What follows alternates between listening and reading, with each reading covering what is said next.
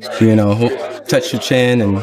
Man, everybody say, what they'll do, but Tank is in his weight class for a reason, and I don't want to scream for attention. Now, had that been me or Tank, yes, that call him, yes. Terence Crawford, who has joined his biggest boxing enemy at the time, Lamont, is oiling Gervonta Davis for picking up an easy opponent in Lamont Roach. Terence Crawford and Gervonta Davis don't have the best friendship, but far worse is his relationship with Lopez. However, he has agreed with Lopez on this, saying Gervonta Davis has always raised his ranks in boxing by fighting the most unworthy fighters. I've been fighting bigger guys my whole life, so I'm pretty familiar with that aspect of the game. His Excellency didn't seem as into this. Excellency didn't seem as into this in a class packed with boxing stars around it, like Ryan Garcia, Isaac Cruz, Rio Valenzuela, Devin Haney, Valis Lukashenko, and Shakur. Stevenson. Gervonta Davis could only cherry-pick Lamont Roach as his preferred opponent, a move that'll probably be more controversial than the match itself. Expectedly, Gervonta Davis would win by knockout, improve his boxing record to 29 knockout wins in 31 fights, and clamor for a better ranking on the pound-for-pound list. This exactly is what doesn't sit well with Terence Crawford. Let's get in there. I don't know. I just think, his punching power and his physical size is the only thing that I really... Who believes Gervonta Davis should do better with his opponents? Crawford said in an interview, Tank is Tank, and he knows how he does his things. He shouldn't just expect respect when he's rated low. He should grow some balls and fight the guys fans want. Many fans have said Terence Crawford is probably doing this as payback against Tank. Just like I'm supposed to be called out, when you look at all the great fighters, they was getting called out by everybody from different weight classes, so it's nothing, that I'm not surprised about. A Tank would be something that, he said he'll... Had once called him out and said he would knock him out. But really, it's not just Terence Crawford saying this. Even Lopez is of this view as well. Two enemies won't agree on the same thing if it's not true. In the 2025, that's what we're aiming for. There you go. You heard it from the man himself. Before I let you go, I'd be remiss not to ask you anything you'd like to share with the fans. Is among those looking for a fight. In a recent interview with Fight Hype, Lopez questioned Davis's faith in facing elite opponents. At the end of the day, man, eat your words. Take it in. I beat Lomachenko. For me, I scored a 9-3. For you guys, I could care less because y'all don't know shit about boxing. He underlined the long-standing view that Davis has been under close control by his management, particularly citing his earlier resistance to face Vasily Lukashenko as the main hold that they have. They don't believe in themselves. How many times did they say that Tank Davis was not ready for LMA, that they had to prep him? How many times did Mayweather have to speak for Gervonta Tank? Davis, I'm just stating facts. So when it's there, it's a different story. At the end of the day, ain't nobody fighting for me but me. I ain't scared of nobody. Shit, Gervonta Davis. Lopez also spoke of an earlier sparring session he did with Davis 11 years ago, whereas Davis was already a professional fighter at 18. Lopez was just 15 at the time. Other than what he described as Davis's aggressive strategies in the ring, Lopez acknowledged that not much can be drawn from the experience. Notwithstanding these findings, Lopez does not downplay Davis' skills. Davis is no straightforward opponent, he said in a past interview with Fight Sports, but he still thinks he is the only one equipped to overcome. Loma for fucking 3 to 4 years. Devin Haney. Proved that with Loma, bro. Devin Haney, same thing. He didn't want to fight Loma. He says to call out and everything. He only does it on social media, but he never throws it. Tank isn't a pushover. I guess the only one that can really beat Tank is me. I guess I got to do it. Nobody else can do the job. Although Lopez has not stated a specific fight date, he has indicated another possible weight increase. Davis is supposed to make a comeback to the ring in December in Washington, maybe meeting Lamont Roach, the super featherweight champion. It was shocking when Gervonta Davis announced his new 6 to 7 fight PBC deal. He never throws anything out there. And Ryan Garcia was doing his social media at the time, building up his followers. And now look where that got him. I love it. So the whole thing is all about, man, just indicating his desire to fight the biggest names. Davis said Vasily Lukashenko was next after the Ukrainians won over George Kostas Jr. to win the IBF lightweight title. He also earmarked Shakur as a potential opponent. Davis's biggest win so far is a 7th round stoppage of Ryan Garcia last year. And just I'm a real fighter. That's what it is, man. The truth. And the truth hurts a lot of people, but they got to learn how to take that in. I ain't one to fucking play with. I respect it, man. And since then, he has been running from the smoke. Shakur, Stevenson, and Gervonta Davis, despite being one of the most intriguing fights in the sport, continue to escape fans. Both men are currently playing in one of the most talented divisions in the sport and are joined at the top table by 2 other champions, Vasily Lukashenko and Denis Boric, following a knockout win over Frank Martin. Say, man, look, man. Your beef is not with Floyd Mayweather.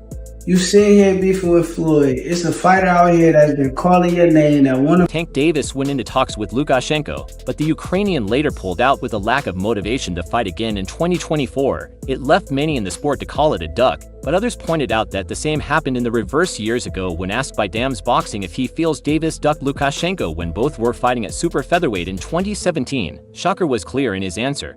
Yes, I do. Stevenson has previously accused Tank of swerving a fight with him too. The recent feud between former and disputed welterweight champion Terence Crawford and WBO super lightweight champion Teofimo-Lopez has hit a feverish pitch. The duo baited heads just the other day when Crawford brought up Lopez's lawsuit against his own promoter, Top Ranked, mocking Lopez's plans to fight him. Reportedly, the takeover is trying to break free from his contract with Top Rank even though he has one fight with the promotion left rubbing salt on Lopez's open wound.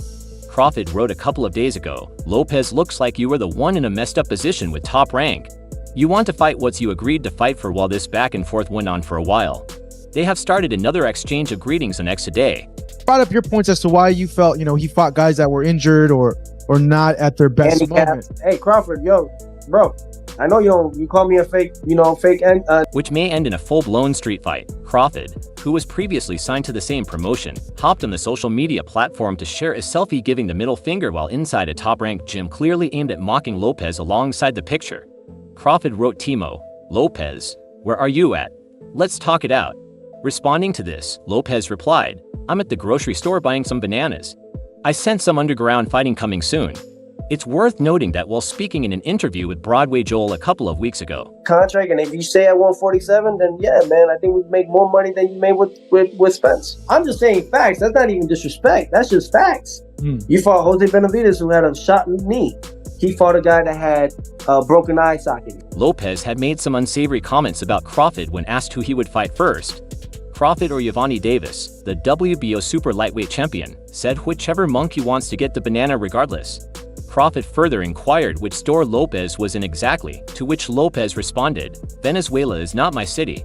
Also, "You're ready to fight February 2025. Ignoring Lopez's question, Crawford decided to focus on Lopez's banana remark, which was previously criticized for being racist. "You live here, right? Let me see what kind of bananas you got over there." That's not right, man. If somebody need to beat his ass, dude, he gonna get his ass beat. He close to getting his ass beat. Hey, listen, though. Crawford wrote back that as their animosity threatens to boil over into a street brawl, things just escalated even further following this exchange on X. Lopez seemed to have had enough of Crawford's veiled threats and wanted him to agree to fight in the ring in February next year. Lopez went as far as to rope in His Excellency Turki Al Sheikh into the mix. It's worth mentioning that Crawford had previously agreed to fight Lopez if he defeated Crawford's last opponent, Israel Madif. Nonetheless, Lopez tweeted back at Bud, "Nah, old head, enough games, we are lacing up to fight. The people want to see you put me on a stretcher boxing, so what are we doing?" Feb 20,125 Turki Al Sheikh. It appears Lopez's wish was partially granted when Crawford agreed to the deal. "I can do that, right? That's what they want to see you and your dad." Crawford wrote back that what previously appeared to be pointless drama on social media seems to be turning serious pretty quickly. While it has all the signs of a potential meat bout, it's yet to be seen whether Terence Crawford and Teofimo-Lopez actually throw hands in the ring. However, Crawford has been criticized by Mike Tyson for a main issue that's been happening as long as his career. Mike Tyson has never been one to mince words, and when it comes to Crawford, he's no different. Despite Crawford being the best fighter in the world right now, Tyson thinks there's something missing, not skill or talent, but something that draws people and something exciting. During a recent interview with tennis star Nick Kokos, Tyson opened up about his view on Crawford's look. "Terence Crawford's the best fighter in the world, but he can't draw 5,000 people," Tyson said. Gervonta Tank Davis, let's make the fight happen, man. I'm tired of tweeting. I'm tired of talking about it. Stop ducking me and let's make the fight happen, man. Come on. It's a blunt assessment of the current state of boxing, especially when you compare it to Tyson's own era or even further back to the days of Muhammad Ali or Sugar Ray. Leonard Tyson remembers a time when being the best fighter also meant being able to fill an arena and light up the sport in a way that made the world pay attention back in the 80s. It wasn't just about skill in the ring. It was about showmanship, about delivering the kind of fights people would talk about for years. We made a lot of money when we were fighting for our time. Tyson explained, noting how smaller fighters like Roberto Duran or Tommy Hearns were pulling in serious money because they had both the skill and the ability to capture a crowd. These guys were making $15 million in the 80s. That's like $45 million now, but times have changed. Tyson argues that while more people can watch fights now thanks to technology, something's been lost in the process. Crawford, for all his talent, just doesn't have that magnetism, that electricity in the ring that Tyson believes separates the great from the legendary. You have to be entertaining. You have to be exciting, Tyson said, adding that without that, even the best fighters will struggle to pull in a crowd. He likened watching some of these fighters to watching grass grow. Crawford's recent bout against Israel Madif in Saudi Arabia did little to change this perception while it was billed as a big event. Questions remain about how well it actually sold. Pay-per-view numbers weren't earth-shattering, and the attendance figures are still murky. Tyson's comments suggest that for all the talent in the world, Crawford just doesn't have the pull of past champions. Tyson isn't saying Crawford isn't good. Far from it. He acknowledges that Crawford is the best in the world right now, but being the best fighter doesn't automatically make you the most exciting, and in boxing, excitement often drives the sport as much as raw talent does. It's a tough position for someone like Crawford who has proven time and again that he can outbox just about anyone, Tyson said, but Tyson's words ring true. The great fighters of the past weren't just great because they won. They were great because they brought something extra into the ring, whether it was Ali's charisma, Leonard's flair, or Tyson's raw power. They had the ability to make people care, and in Tyson's eyes, that's where Crawford falls short. Boxing today is in a strange place. It's filled with talented fighters, but few seem to grab the spotlight in the same way Tyson and others did decades ago. Tyson's point is that being a star in the ring isn't enough. You've got to be a star outside of it too, and for now Crawford is missing that spark, that elusive quality that draws in 5,000 people without breaking a sweat. It's hard to say whether Crawford can change that or if the sport itself is shifting in a way where sheer talent isn't enough to pack arenas, but Tyson's take is clear. Being the best in the world is one thing, but in the world of boxing, it's the excitement that fills the seats. Crawford made a recent claim that may just portray Tyson as one who exaggerates boxing. Superstar Terence Crawford said Wednesday he rejected a deal to fight UFC great Conor McGregor because he didn't want to participate in a mixed martial arts fight in separate interviews. Crawford and McGregor revealed that Turki Al, the chairman of Saudi Arabia's General Entertainment Authority, had offered them a two-fight agreement with one in boxing and the other in MMA. McGregor said they would have been paid hundreds of millions, but while McGregor was ready to compete in both sports, Crawford declined. They offered me the fight, the four-division champion said in an interview with Bernie the Boxer, that me and Conor got on the phone and started politicking to try and figure something out. Man, I'm not getting in no freaking octagon with you so you can be kicking and elbowing me. McGregor 36 is no stranger to crossover fights. In 2017, the former two-division UFC champion boxed Floyd Mayweather.